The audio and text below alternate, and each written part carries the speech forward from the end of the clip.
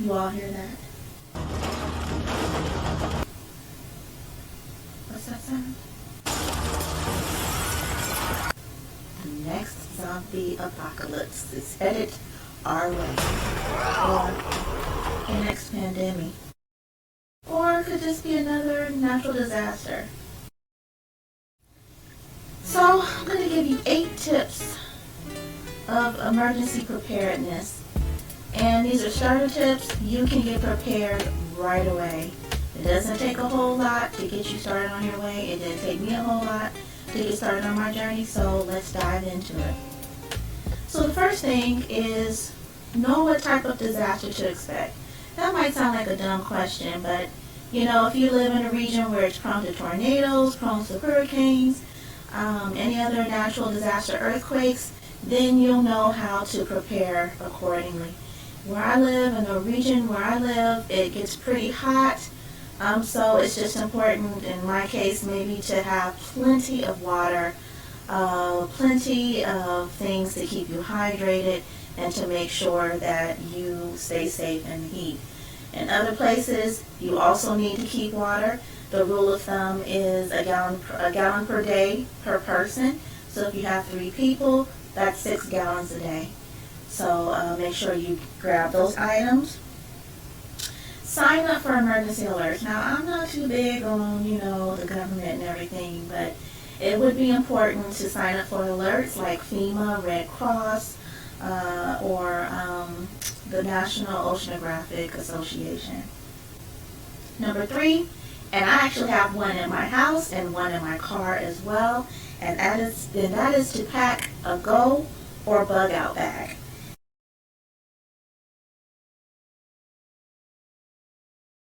And a bug out bag is just a bag where you pack essentials and you're ready to go.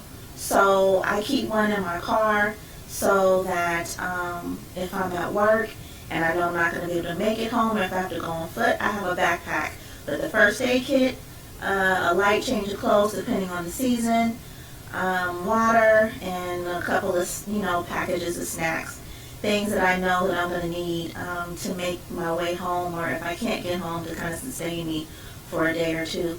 Also have a hand crank radio that also has like LED attachments and all of that stuff, so I can get the alerts on AM bands. Let me give you an abbreviated list. I went through that, but let me give you an official list if you don't believe me. 3 days worth of food and water, at least a gallon per day per person.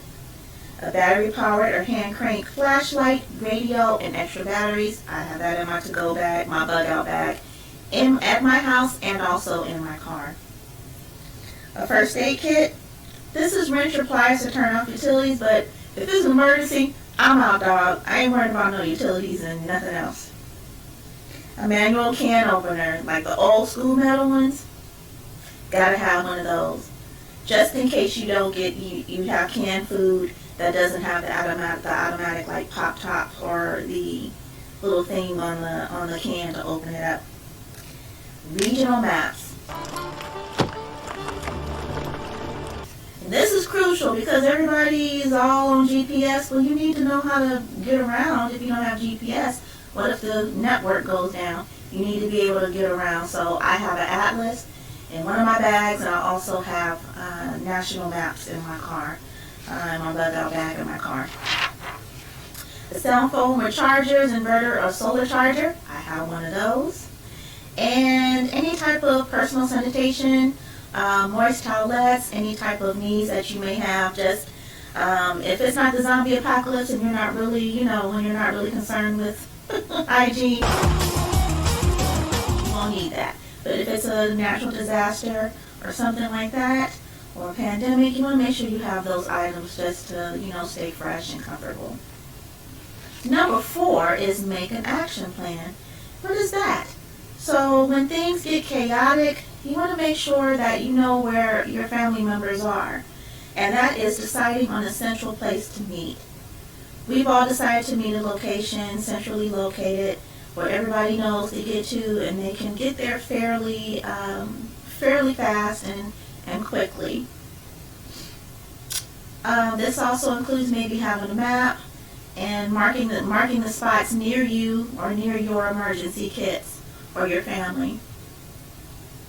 Prep your home. So most importantly, they say that most disasters, it's important just to shelter at home. You don't want to get caught out there. You can't get gas. You're lost. You're in traffic. It's important to shelter in place depending on the disaster, depending on what evacuation orders you get in your area. But make sure you keep all of your important papers, like your deeds, insurance papers, birth certificates, things that you're going to need, to kind of get back on your feet if things really go bad. Make sure you have that. So that includes passport, birth and adoption certificates, shot records, Social Security card, leases, titles, deeds, wills, rental agreements, all that stuff. Because it could get kind of hairy if something blows through here and you don't have your paperwork right. So make sure you get a fireproof safe or someplace secure where you can keep all of your important documents. Prep your pantry. This is crucial, but it's probably one of the quickest things that you can do today or your next payday.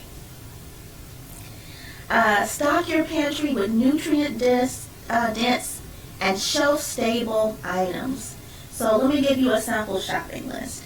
Canned tuna, salmon. I'm not really big on fish, but canned chicken, that works too. Dry roasted vegetables, fruits, and mixed nuts. Whole grain instant rice. I'm not sure about that, but it is nutritious. Has fiber in it. Box grains like quinoa, buckwheat, or sorghum. Cooking oils, low sodium broths, canned vegetables, and other healthy canned foods. Assorted spices, seasonings, and assorted condiments and sauces. And I know this seems like a really healthy list, but you do want to stay healthy. You might have a prolonged emergency where you really need to get your nutrients, your proteins, your healthy fats, your carbohydrates, those count too, and your proteins and all that stuff. So you want to have a well-balanced diet so that you don't end up getting sick because you weren't eating right. And I'll also include some treats in that. So like if you want to get canned fruit, you want to have a little chocolate laying around, something that, you're going to get tired of just eating food and not having something to satisfy your sweet tooth. And I'm one of those people. So you want to have something well-rounded. That it can include in cans, freeze-dried, vacuum sealed. All of that stuff counts for your stocking your pantry. And store everything properly. So make sure that if it says store in a cool, dry place, make sure you do that. There's nothing more scarier or anxiety-inducing if you need your food and it's moldy to be damned. You can't eat it because you didn't properly store it. So that's one of the things that you need to take care of. And also I'll add a tip in there that like I stock up on canned goods.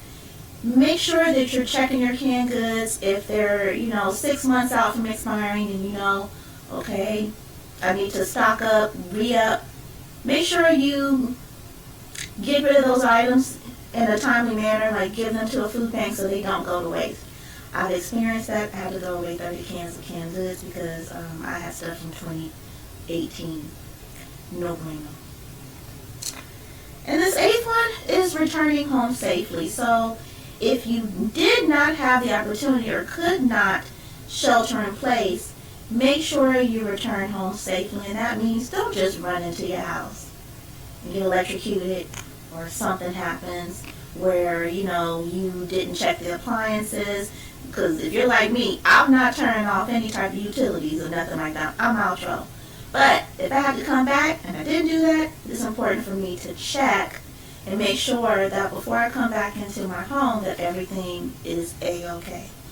So, there are some resources that I'd like to refer to you. You can check the links down below, but let me give you some stuff. The website for the U.S. Department of Home Security, now I take that with a grain of salt. Good Housekeeping has a great list for the ultimate list of bug-out bag essentials. 10 best non-perishable foods worth keeping in your pantry. Canned foods to add to your pantry. Mobile apps, FEMA and American Red Cross. And food storage. This is actually making sure you store your food correctly. The U.S. Department of Agriculture, Food Safety and Information Service. So make sure you're ready for that next zombie apocalypse, because it's coming. Bye, y'all. As sure as the sun shines and gives its light.